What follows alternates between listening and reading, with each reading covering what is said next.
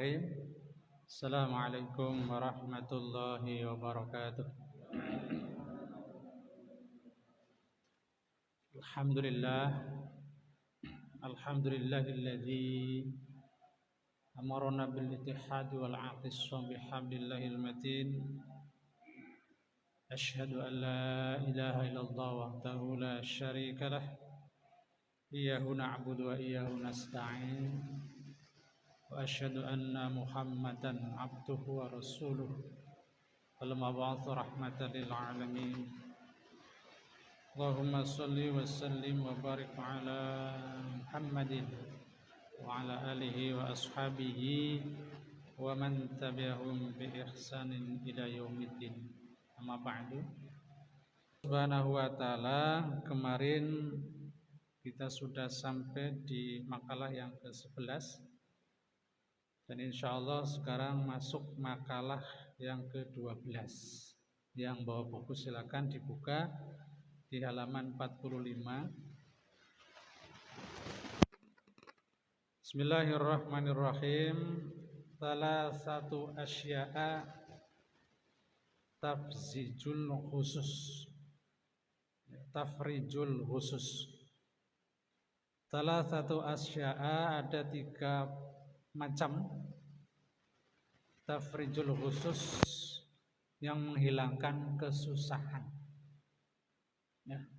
Jadi ada 3 hal yang insya Allah dengan 3 hal itu akan menghilangkan kesusahan. Kita pengen susah bahagia lah.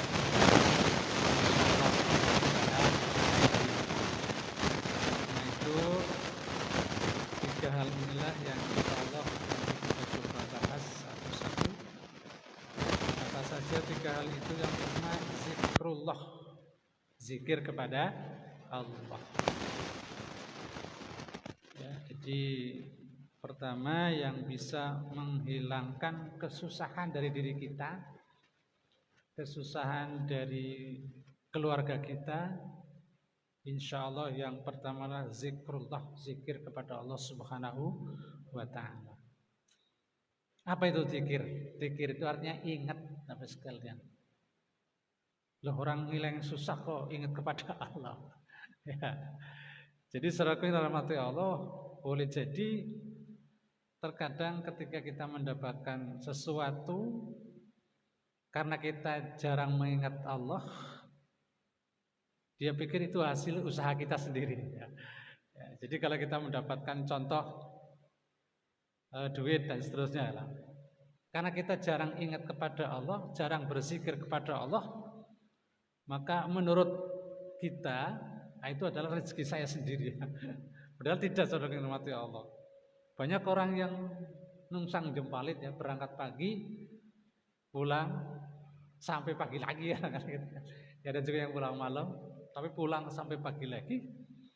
Karena dia jarang bertemu dengan Allah, jarang berkomunikasi dengan Allah. Wah, ini duit saya ini, aduh, masya Allah. Padahal kalau kita telusuri dengan sebaik-baiknya bahwa rezeki itu adalah semua Allah yang ngatur. Ya, manusia cuma berusaha saja, manusia tinggal menjalankan saja. Tapi pada dasarnya, pada prinsipnya, semua rezeki itu adalah Allah yang ngatur ya, Bapak-Bapak sekalian ya. Maka rajin-rajinlah nyari duit supaya Allah dalam ngaturnya itu memudahkan kita. Banyak sekali orang yang ya mungkin menurut kita sibuk dan lain sebagainya, tapi ya biasa-biasa saja, artinya begitu. Ada juga orang yang jarang keluar dalam, tapi subhanallah rezekinya luar biasa. Artinya demikian bahwa rezeki itu adalah Allah yang ngatur ya, jadi bukan kita. Jadi yang pertama adalah zikrullah, zikir kepada Allah Subhanahu wa ta'ala. Zikir kepada Allah Subhanahu wa ta'ala dalam beberapa hal baginda Rasul sallallahu alaihi wasallam menjelaskan kepada kita.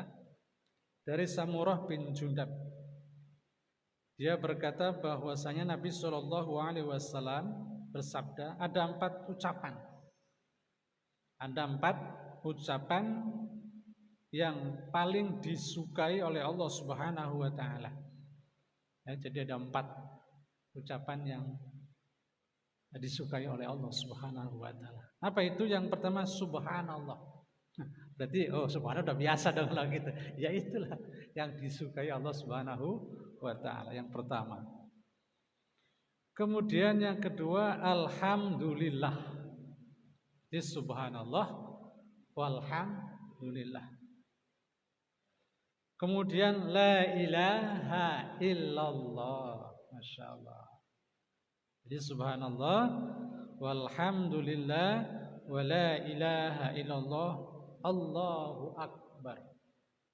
Itu Pak, Masya Allah. Berarti kalimat ini sudah sering saya ucapkan ya, sudah sering kita kadang-kadang zikir bareng-bareng dan seterusnya, Masya Allah.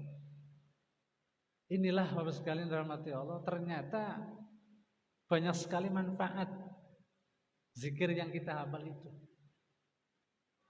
Jadi ketika kita mengucapkan lafaz subhanallah walhamdulillah wala ilaha illallah wallahu akbar, Allah begitu senangnya kepada kita.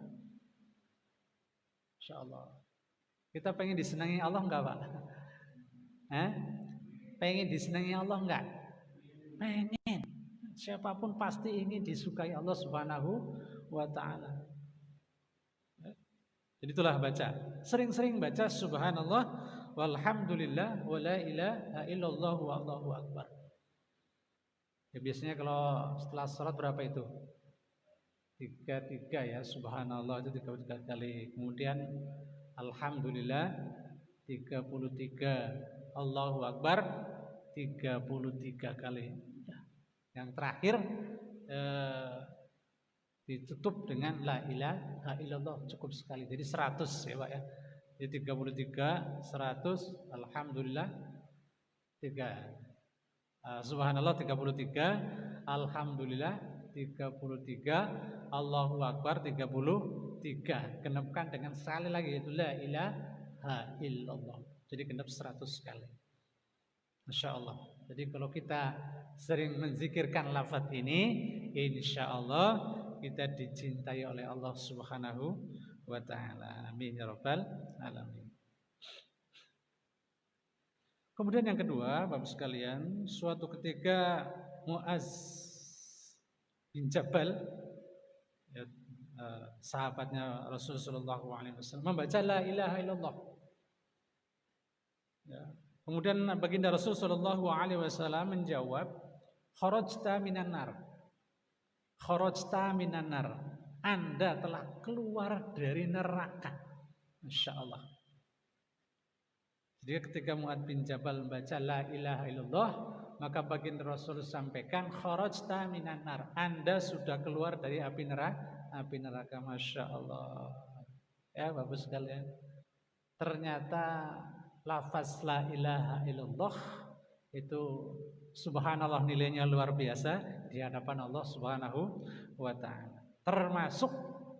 Termasuk orang-orang yang terbebas dari api neraka. Karena baginda Rasul sudah mengatakan kharajta minan nar. Anda telah keluar dari api neraka. Insyaallah. Jadi sering-sering baca la ilaha illallah. Boleh kalau mungkin sholatnya agak buru-buru, boleh setelah sholat. Kapan saja monggo. Boleh setelah sholat, mungkin habis subuh. Kalau waktunya longgar monggo la ilaha illallah saja. Atau mungkin monggo lah habis maghrib dan seterusnya. Cari waktu-waktu yang kosong, waktu-waktu yang luang dalam kerangka untuk membaca subhanallah walhamdulillah wala ilaha illallah wallahu akbar. Kemudian yang berikut, saudaraku yang dirahmati Allah, orang yang senantiasa membaca kalimat la ilaha illallah pasti Allah masukkan ke dalam surga. Jadi siapa yang di akhir kalimatnya, di akhir hayatnya, di akhir hidupnya mampu mengucapkan kalimat la ilaha illallah dakhalal jannati, maka dia akan masuk ke dalam surga. Insyaallah. Ya, jadi Bapak sekalian perbanyak mengucapkan kalimat la ilaha illallah. Insyaallah mudah-mudahan kita termasuk orang-orang yang nanti dijemput oleh Allah dalam kondisi membaca lafaz la ilaha illallah. Artinya apa la ilaha illallah? Tidak ada Tuhan selain Allah. Ya. Subhanallah, Maha suci Allah. Alhamdulillah, segala puji bagi Allah. Allahu Akbar, Allah Maha Besar. Insyaallah. Jadi subhanallah ya, mudah-mudahan nanti di akhir hayatnya kita mampu melafalkan kalimat la ilaha illallah. Insyaallah itu sebagai bagian dari orang-orang yang husnul khotimah ya, akhirnya baik. Jadi husnul itu artinya baik, khotimah itu pungkasan, terakhir.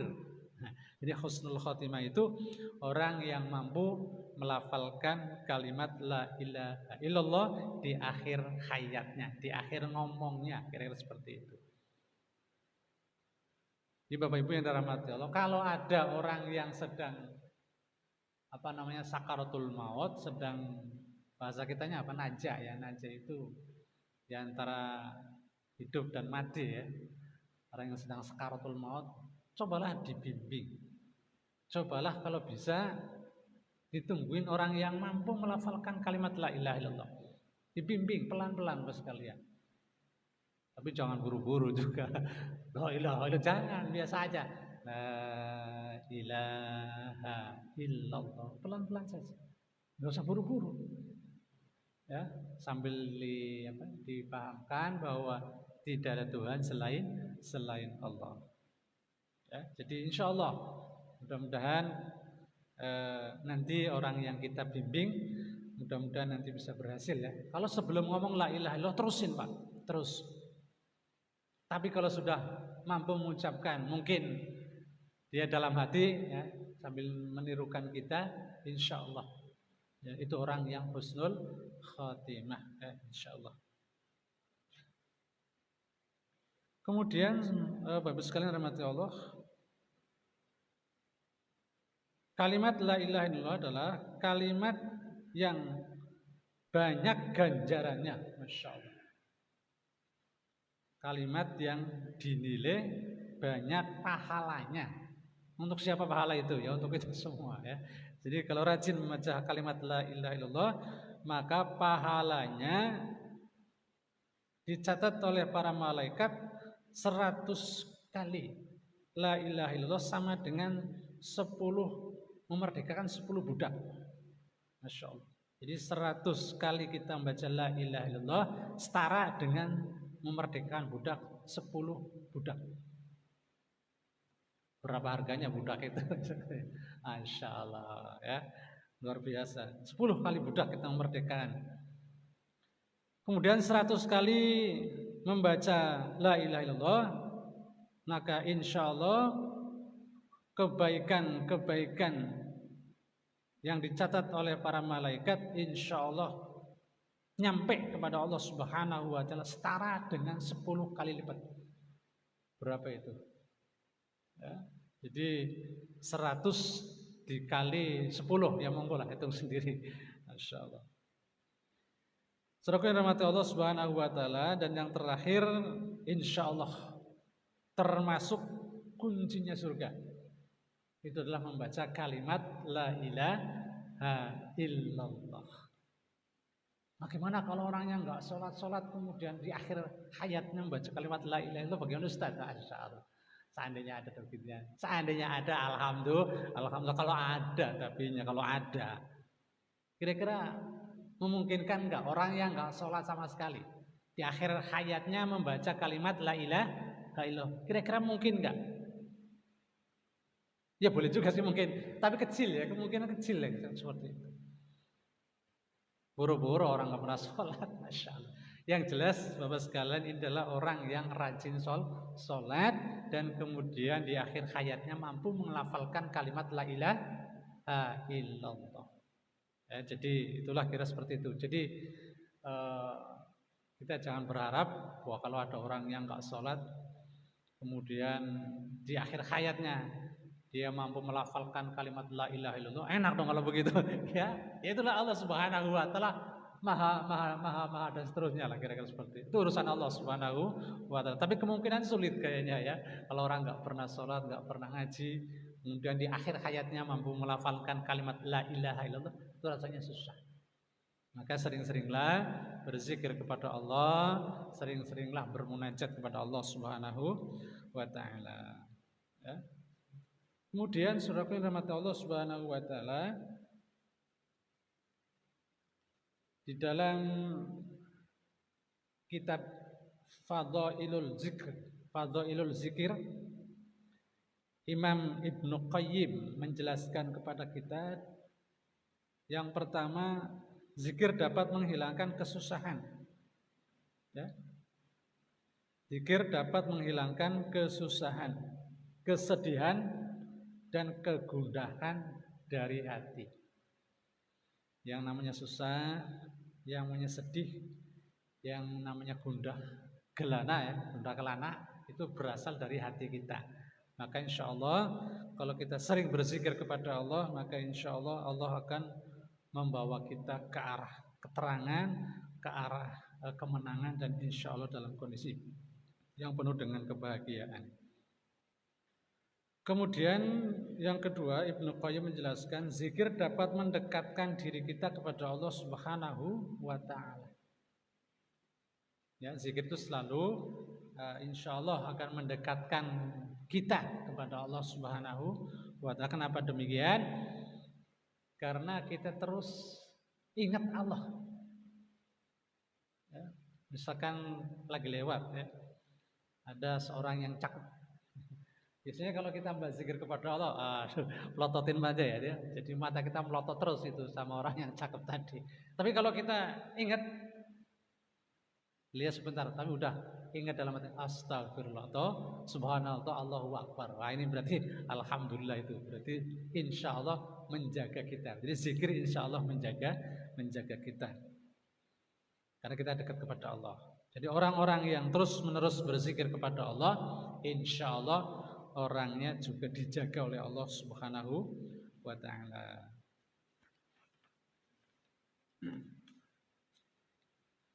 Kemudian yang berikut, zikir dapat menjadi penyebab bagi Allah untuk selalu mengingat setiap hambanya yang berzikir.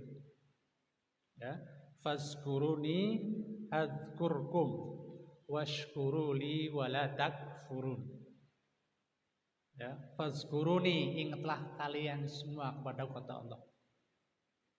Azkurkum, aku pasti, kata Allah. Kamu aja ingat kepadaku, aku pasti, udah pasti di situ ya.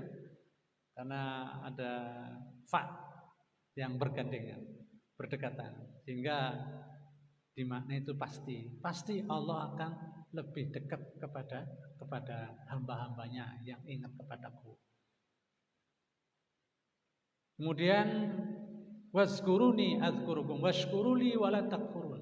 Bersyukurlah kamu kepadaku, kata Allah. Wala takfurun, dan jangan sekali-kali kalian mengingkari apa nikmatku yang telah aku berikan kepada kalian. Jadi dengan rajin berzikir, maka insya Allah kita akan diingat terus oleh Allah Subhanahu wa taala, dan insya Allah kita akan dibimbing oleh Allah Subhanahu wa taala. Kemudian yang berikut, zikir itu ibarat makan yang bergizi bagi hati dan roh. Ya, zikir itu ibarat makanan yang bergizi. Jadi dengan berzikir, insya Allah hati kita, insya Allah rohania kita akan gemuk lah, kira-kira begitu, akan sehat dan seterusnya. Ya, jadi orang-orang yang rajin berzikir, insya Allah dikasih kesehatan baik jasmani maupun rohaninya, insya Allah. Kemudian yang terakhir, dengan zikir itu dapat menghadirkan ampunan dari kesalahan serta dosa-dosa kita. Ya, dengan berzikir itu insya Allah mudah-mudahan Allah memberikan ampunan kepada kita. Faqultu astaghfiru rabbakum, innahu kana ghaffara. Ya. Jadi bacalah olehmu fakultu istighfaru, membaca istighfar. Itu juga berzikir kepada Allah. Innahu kana ghaffara, karena sesungguhnya Allah zat yang maha pengampun. Itulah Bapak sekalian. Ya, dengan membaca istighfar astaghfirullahalazim, mudah-mudahan kita semua diampuni Allah Subhanahu wa taala. Bahkan Rasul sallallahu alaihi wasallam yatubu ilallah. Yatubu ilallah artinya mohon ampun kepada Allah. Fi kulli yaumin, setiap hari, di sehari semalam itu tidak kurang dari mi'ata marratin, 100 kali baginda Rasul mohon ampunan Allah Subhanahu wa taala. Itu Rasul. Ya, kita Rasul bukan? Bapak Ibu sekalian, kita Rasul bukan? Bukan kan? Kerabatnya Rasul bukan? Bukan juga. Sahabatnya boro-boro sahabat. Masyaallah. Keturunan Rasul bukan kita. Ya mungkin jadi keturunan ya, kalau keturunan mungkin jadi keturunan Rasulullah bukan kita. Karena bukan Habib, ya kecuali Habib. Kalau Habib jelas keturunan Rasul sallallahu alaihi wasallam. Ya kita sudah berapa kali kita membaca istighfar. Baginda Rasul yang jelas-jelas orang yang dijamin masuk surganya, kaplingnya juga sudah jelas dan seterusnya. Itu saja membaca istighfarnya, memohon ampunan Allah, membaca sehari semalam tidak kurang 100 kali. Ya, jadi kalau 100 dibagi 5 berapa itu? Bapak Ibu sekalian, berapa itu? 100 dibagi 5 waktu kan? Kita kan sholat 5 waktu kan? Berarti 100 dibagi 5 berapa? 20 ya? Iya 20 kali istighfar. Jadi genap 100 kali. Itu baru sama dengan baginda Rasul sallallahu alaihi wasallam. Ya, jadi setelah sholat, assalamualaikum warahmatullahi wabarakatuh, astagfirullah, astagfirullah, astagfirullah, astagfirullah, 20 kali. Nah, itu nanti baru dikali 5 standar dengan baginda Rasul sallallahu alaihi wasallam. Kalaupun tidak ya di tengah malam lah ya, mungkin sholat tahajud, mungkin sholat hajat dan seterusnya, berzikirlah. Perbanyak membaca istighfar. Istighfar 100 kali. Baca sholawat 100 kali, la ilaha illallah 100 kali, udah 300 lumayan. Alhamdulillah, insyaallah. Ya. Sekarang kalau kurang bagaimana? Ya kalau kurang ya urusan masing-masing ya. Jadi ini kan terkait dengan ibadah-ibadah yang sifatnya sunnah ya. Jadi monggo. Kalau kepengin dicintai oleh Allah, kepengin dekat dengan Allah, kepengin dijaga oleh Allah, maka perbanyaklah berzikir kepada Allah Subhanahu wa taala. Insya Allah. Itu apabila yang dirahmati Allah. Kemudian ada 3 hal tadi ya, ada 3 hal yang dapat menghilangkan kesusahan. Yang pertama apa? Berzikir kepada Allah. Yang kedua, menemui para wali Allah, waliqa'u auliyaihi. Waliqa'u, menemui atau berjumpa, auliyaihi, dengan wali-wali Allah. Saudaraku yang dirahmati Allah Subhanahu wa taala, dalam pergaulan memang selalu pilih orang soleh. Ya, dalam kita bergaul, kita mencoba untuk memilih orang yang soleh atau orang-orang yang baik. Ada di ini sudah ada, nggak dibawa ya?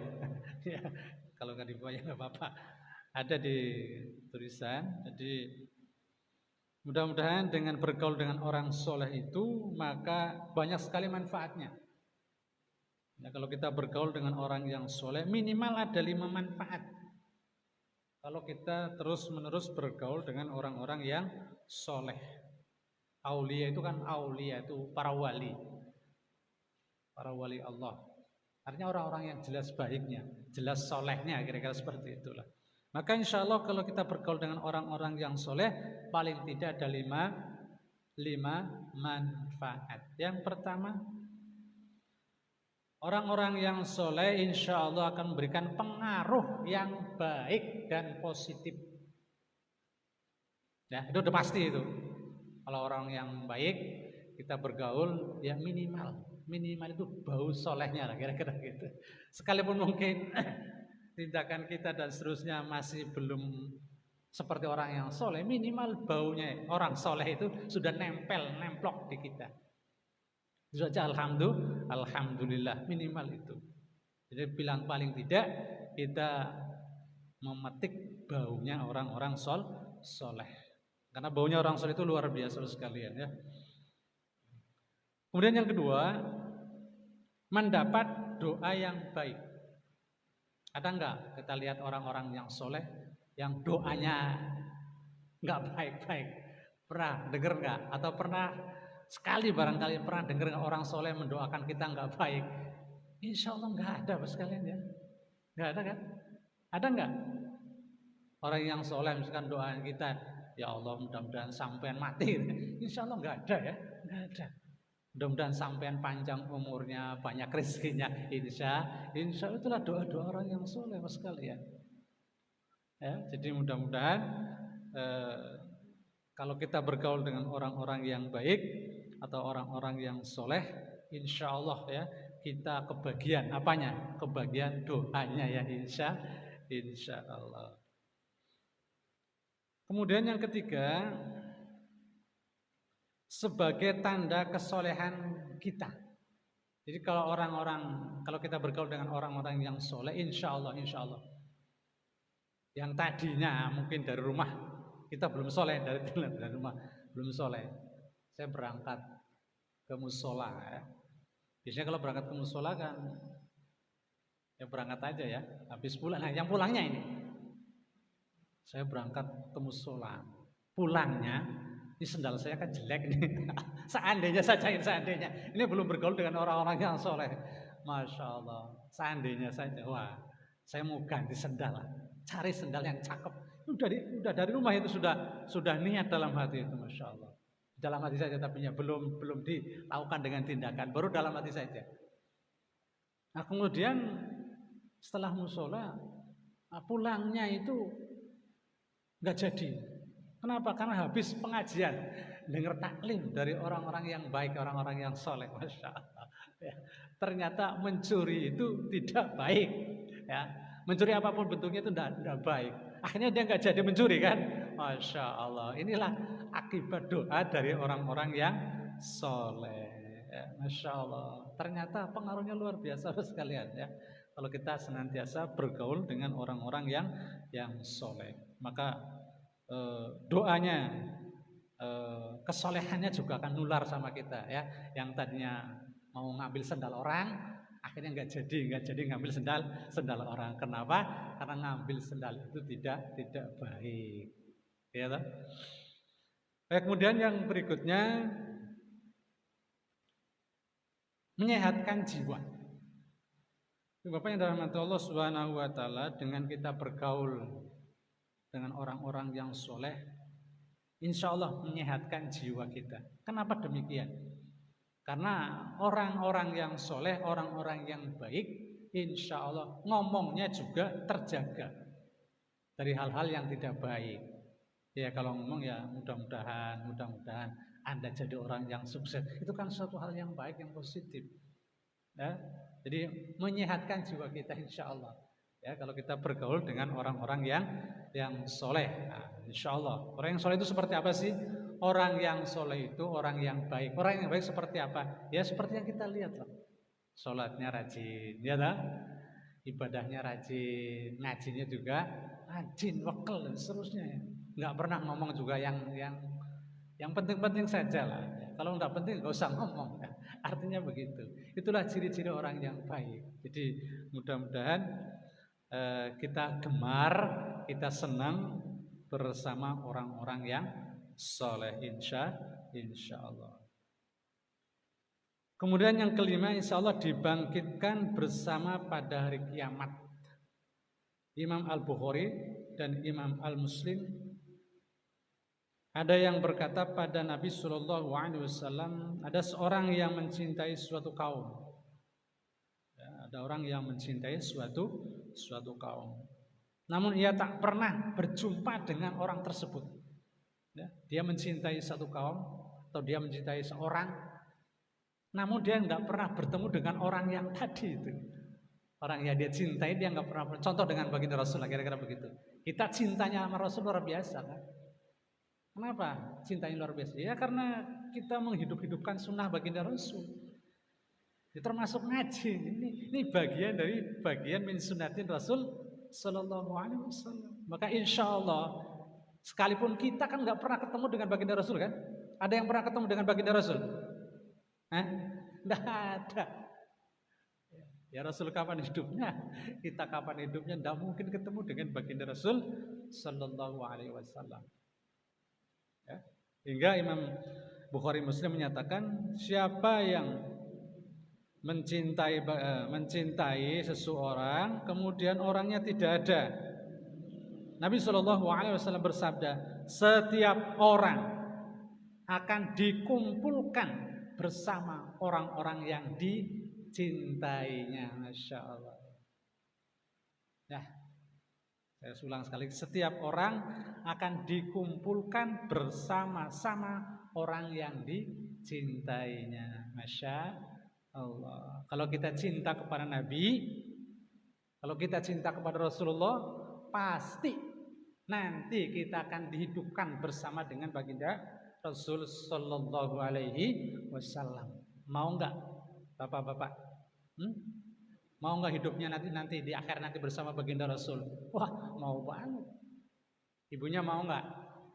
Ada ibunya nggak? Ada ya? Ada. Insya Allah ya, orang hidup bersama Nabi, insya Allah ya. Sementara kalau kita cinta kepada ajaran-ajaran baginda Rasul, cinta kepada yang dicontohkan oleh baginda Rasul, kan kita nggak pernah lihat baginda Rasul kayak apa kan? Rambutnya kayak apa, wajahnya kayak apa juga nggak ngerti, hidungnya mancung atau enggak itu nggak ngerti.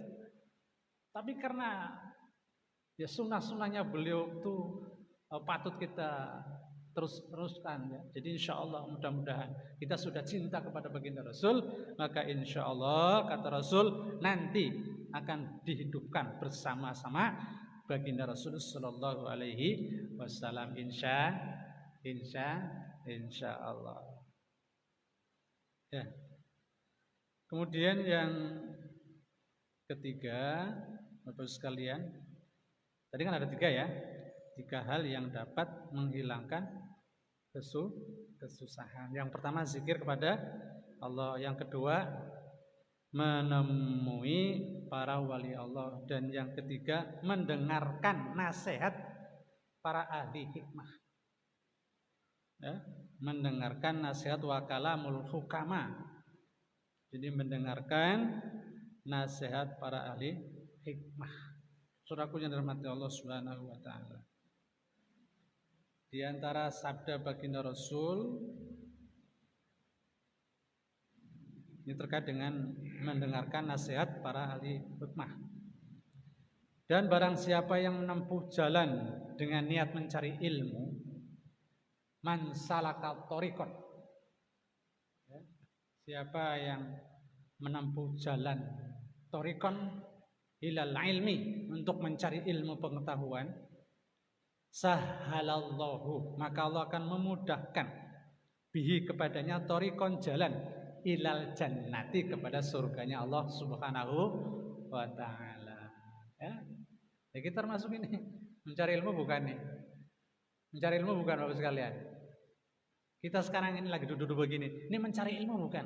Sama apa mencari ilmu. Jadi man salaka thoriqan. Ya, jadi kita diberitahu oleh baginda Rasul man salaka thoriqan. Ya siapa? Kita ini. Masya Allah. Yang terus-menerus belajar. Ya, belajar ilmu agama terutama. Nah sekarang kalau ustadznya bagaimana ini? Kalau ustadznya nggak pernah belajar ya sami sebenarnya sudah selesai kan, masalahnya sudah hilang gitu. Ya ustadz terus nggak pernah baca, ya juga nggak pernah terus dan seterusnya, nggak pernah belajar kan, ya artinya jatahnya sudah selesai. Jadi suatu ketika baginda Rasul juga bercanda sama sahabat-sahabat yang lain. Ya, jadi ya Rasul, Man salaka thariqan itu kan bagi orang yang menuntut ilmu ya. Bagi orang yang mencari ilmu dan seterusnya. Nah sekarang bagi yang sudah jadi guru bagaimana? Apakah dia kebagian surganya ini? Masya Allah. Ya, jadi sekalian rahmat Allah Subhanahu wa taala, sering-seringlah dan terus-meneruslah mencari ilmu. Banyak sekali caranya, mungkin menghafal. Misalkan ke kajian-kajian enggak kayak gini, misalkan kita hafal seseorang pada seorang guru. Wahai guru, dengerin nih hafalan saya, bagus nggak? Dengerin, sudah hafal belum? Monggo. Pertama juz yang pendek-pendek aja dulu lah. Ya. Sampai kapan? Sampai ilal maut. Sampai kematian menjemput kita sekalian.